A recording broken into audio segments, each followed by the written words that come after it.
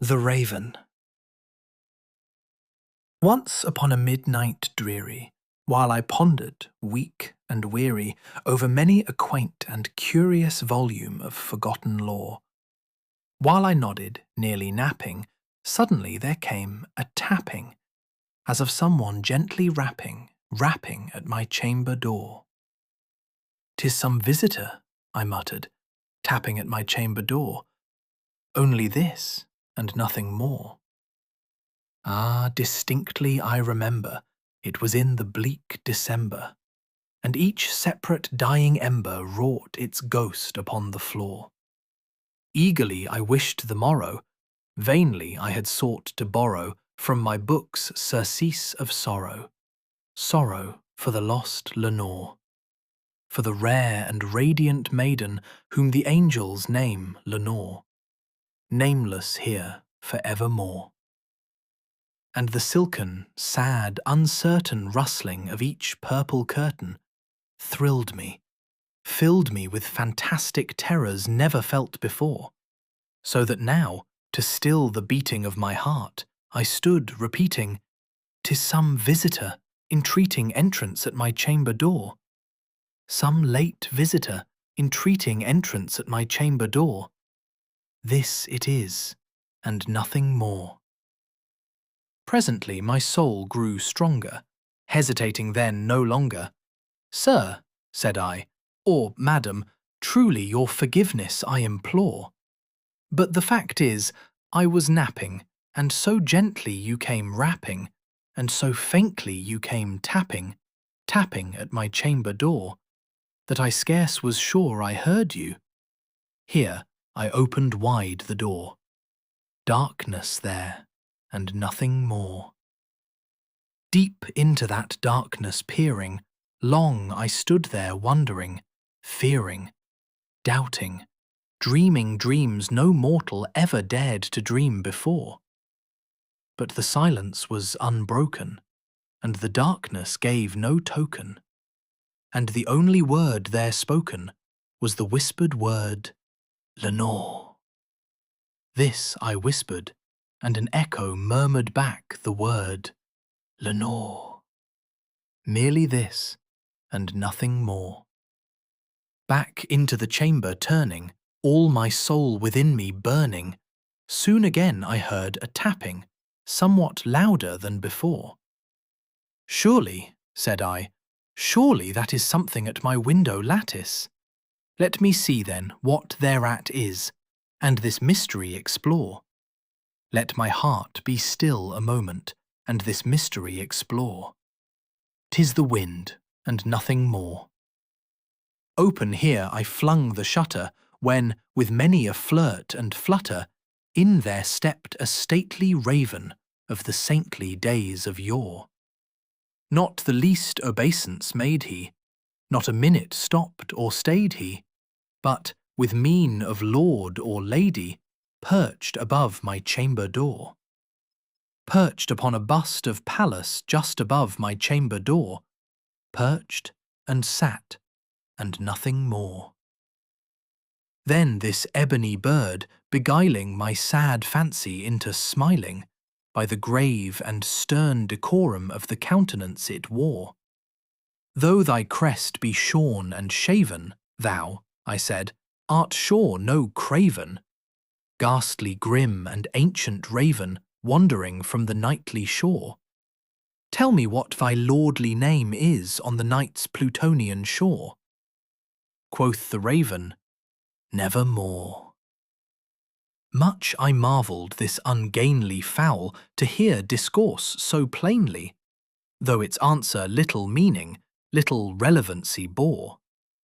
For we cannot help agreeing that no living human being ever yet was blessed with seeing bird above his chamber door, bird or beast upon the sculptured bust above his chamber door, with such name as Nevermore. But the raven, sitting lonely on the placid bust, spoke only that one word, as if his soul in that one word he did outpour. Nothing further then he uttered, not a feather then he fluttered, till I scarcely more than muttered, "Other friends have flown before. On the morrow he will leave me, as my hopes have flown before." Then the bird said, "Nevermore." Startled at the stillness broken by reply so aptly spoken. "Doubtless," said I, "what it utters is its only stock and store.